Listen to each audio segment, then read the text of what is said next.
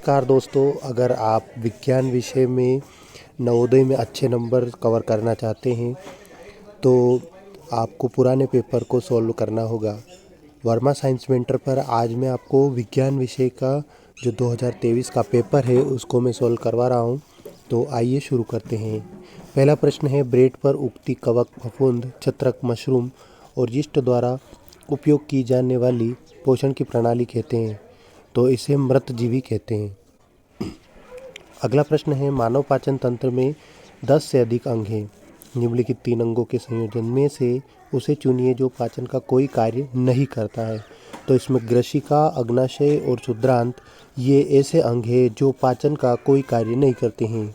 अगला प्रश्न है, निम्नलिखित खाने योग्य पादपों पर विचार कीजिए।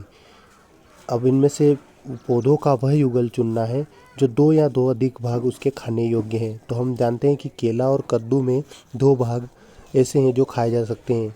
केले का छिलका और केले के अंदर का फल खाया जा सकता है, और कद्दू के बीज और कद्दू का फल जो है वो खाया जा सकता है। तो 2 और 4 उसके सही आंसर होंगे।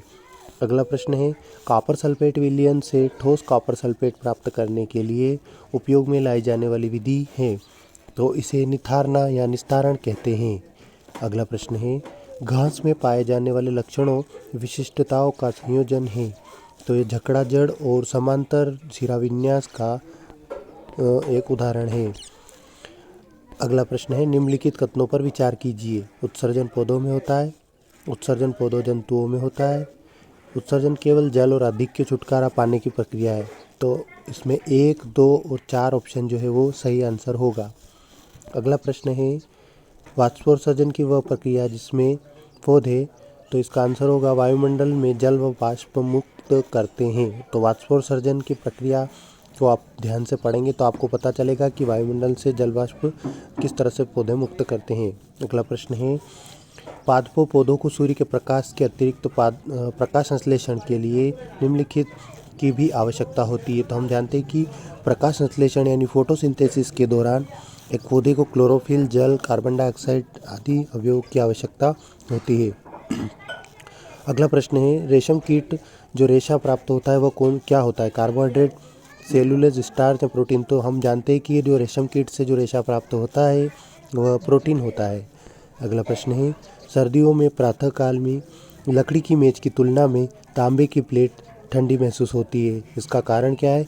तो इसका कारण है कि लकड़ी की मेज की तुलना में ऊष्मा की बेहतर चालक है तांबा, तो इसलिए वह ठंडा होता है। अगला प्रश्न है, कोई छात्र सोडियम हाइड्रोक्साइड के तनु विलयन की एक बूंद पहले नीले लिटमस पत्र फिर लाल लिटमस पत्र की पट्टियों पर डालता है। तो हम जानते हैं कि सोडियम हाइड्रोक्साइड है, पीछे लिखा हुआ इसलिए हम इसको क्षार बोलते हैं। तो क्षार क्या करता है? तो क्षार नीले लिटमस को परिवर्तन नहीं करेगा, लाल लिटमस को नीला कर देगा। तो हमारा आंसर बी होगा कि नीले लिटमस पेपर में कोई परिवर्तन नहीं होगा, परंतु लाल लिटमस पत्र में नीला हो जाएगा। अगला प्रश्न है, रासायनिक अभिक्रियाओं के विषय में निम्नलिखित कथनों पर विचार कीजिए। तो इसका ऑप्शन में 2, 3 और 4। अभिक्रिया के दौरान ऊष्मा उत्पन्न होती है परंतु अवशोषित कभी नहीं होती, तो एक रासायनिक क्रिया का एक कथन ये भी सही है। अभिक्रिया के दौरान कोई गैस सदैव निकलती है, बिल्कुल सही बात है। तो अभिक्रिया के दौरान ध्वनि उत्पन्न हो सकती है, तो ये हो सकती वाला ऑप्शन हम इसको छोड़ देंगे, बाकी हमारे सही आंसर होंगे। अगला प्रश्न है, जंतुओं के निम्नलिखित अनुकूली लक्षणों विशिष्टताओं पर विचार कीजिए। तो इसका ऑप्शन 1, 2 और 4 सही होगा कि जो जंतु होते हैं गहरे सफ़ेद बाल, फर होते हैं। उसके अलावा त्वचा, चमड़ी के नीचे वसा की मोटी परत होती है, इसलिए उन्हें ठंड भी नहीं लगती है। नज़र, नखर, पंजे व नाखून मुड़े हुए, लंबे और पेने होते हैं, तो बिल्कुल ये सही है। ये ध्रुवीय बालू की एक अनुकूल अवस्था पूछी गई है, तो यह उनमें पाई जाती है। अगला प्रश्न है, मृदा के संदर्भ में सही कथन चुनिए। तो दुमटी मृदा में केवल बालू और चिकनी मिट्टी होती है। अगला प्रश्न है, कभी कभी खिलाड़ी पेशियों में ऐंठन कैंप पीड़ित हो जाते हैं। तो हमें पता है कि अगर हमें थकान होती है तो हमारे जो घुटने होते हैं या शरीर का कोई भी अंग जहाँ पर दर्द होता है वहाँ पर लैक्टिक एसिड जमा हो जाता है। लैक्टिक अम्ल के जमा होने के कारण हमें दर्द महसूस होता है। अगला प्रश्न है, मानव शरीर में रुधिर, रक्त को ऊतकों के बीच गैसों का विनिमय, आदान प्रदान, पोषकों अवशोषण निम्नलिखित कहाँ है? तो ये केशिकाओं के द्वारा होता है। अगला प्रश्न है ब्रायोफिल्म अपने किस भाग में जनन कर सकता है? तो पत्तियाँ। अगला प्रश्न है बाज की सबसे अधिक चाल 320 किलोमीटर प्रति घंटा है। इस चाल को दूरी और समय के सही मूल प्रतीकों का उपयोग करते व्यक्त करने का सही ढंग है। तो इसको सोल्व नहीं किया है, लेकिन इसका आंसर 320 किलोमीटर पर आवर है। अगले प्रश्न है कोई बस 36 किलोमीटर प्रति घंटा की चाल से 20 मिनट चलती है। इसके पश्चात वह 54 किलोमीटर प्रति घंटा की चाल से 20 मिनट चलती है। आप इसको सोल्व कीजिएगा तो आपको 30 किलोमीटर इसका आंसर सही मिल जाएगा। अगला प्रश्न है दर्शाए गए विद्युत परिपथ पर विचार कीजिए। इसमें AB तांबे का मोटा तार है। जब स्विच को चालू करते हैं तो तार AB से धारा प्रवाहित होती है और बल्ब जलने लगता है। यह परीक्षण करते समय AB, तो इसका आंसर मुझे पूरी तरह से कंफर्म नहीं है, इसलिए मैं इसको आपको सोल्व करवा के बाद में इसमें करवाऊँगा। अगला प्रश्न है कोई प्रकाशिक युक्ति दर्पण अथवा लेंस किसी बिंब के दिशा में वास्तविक बड़े तथा वास्तविक छोटे दोनों ही प्रकार के प्रतिबिंब पर्दे पर बना सकती है। तो यह इसका उत्तर या तो उत्तर लेंस या तो सी ऑप्शन इसका हो सकता है। अगला प्रश्न है संयुक्त राष्ट्र की अनुशंसा सिफारिश के अनुसार प्रति व्यक्ति प्रतिदिन पानी पीने, सफाई करने, भोजन बनाने और उचित स्वास्थ्य की स्थिति बनाने के लिए जल कम से कम मात्रा तो 50 लीटर इसका आंसर आएगा। किसी खाद्य श्रृंखला में निम्नलिखित अवयव पर विचार कीजिए। तो इस प्रश्न का उत्तर घास, कीट, मेंढक, सर्प, उकाब है। अगला प्रश्न है निम्नलिखित में सही कथन चुनिए। तो कपास खरीफ फसल है, हम सभी जानते हैं, और सरसों जो है वो रबी की फसल है। अगला प्रश्न है निम्नलिखित कृषि पद्धतियों पर विकल्पों पर विचार कीजिए। तो प्रति जमीन जो है इसमें नहीं होगा, बाकी 1, 2 और 4 ऑप्शन इसके सही होगा। जुताई, फसल चक्र और ये सभी पद्धतियाँ कृषि को करने में सहायक होती है।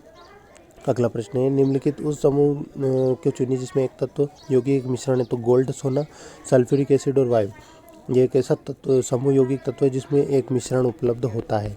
अगला प्रश्न है निम्नलिखित उस गैस को चुनिए जिससे पर्यावरण वृद्धि में सांद्रता वैश्विक तापमान हो सकती है। कार्बन डाइऑक्साइड इसका सही उत्तर होगा। निम्नलिखित में से संपर्क बलों के युगल को चुनिए। अगले प्रश्न में पेशीय बल और घर्षण बल। अगले प्रश्न को आप पढ़िएगा। आरेख के अनुसार दर्शाए किसी जल टंकी टोंटियों में ABCD लगी है, जल पूरी भरी है, टोंटियों को एक साथ खोल दिया जाए तो उसका बी और C जो C वाला ऑप्शन है वो सही होगा इसका आंसर। नीचे दिए गए प्रायोगिक व्यवस्था, तो इसका आंसर D होगा। इस चित्र को देखिए कि धनावेशित इलेक्ट्रोड के कॉपर इलेक्ट्रॉनिक ऋणावेशित इलेक्ट्रोड होता है। अगला प्रश्न है रिक्टर पैमाने का उपयोग भूकंप को नापने के लिए, भूकंप की तीव्रता को नापने के लिए किया जाता है। और सिंध्याणु वाला प्रश्न में S1 जैसे 98 वाले प्रश्न में आप 60 डिग्री का उत्तर देख सकते हो। और हमारा जो 99 वाला प्रश्न है इसमें शुक्र, पृथ्वी, मंगल ये दूरी बढ़ते हुए, तो अगर आपको सूर्य के बाद ग्रहों की स्थिति अगर आपको याद करनी है तो आप एक ट्रिक याद कर लीजिए।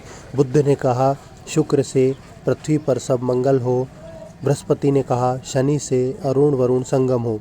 तो हम जानते हैं कि इस ट्रिक के माध्यम से आप सूर्य से पृथ्वी के बढ़ते क्रम को जान सकते हैं। तो बुध, शुक्र, पृथ्वी, मंगल, बृहस्पति, शनि, अरुण वरुण, तो ये शुक्र, पृथ्वी, मंगल हमारा सही आंसर होगा।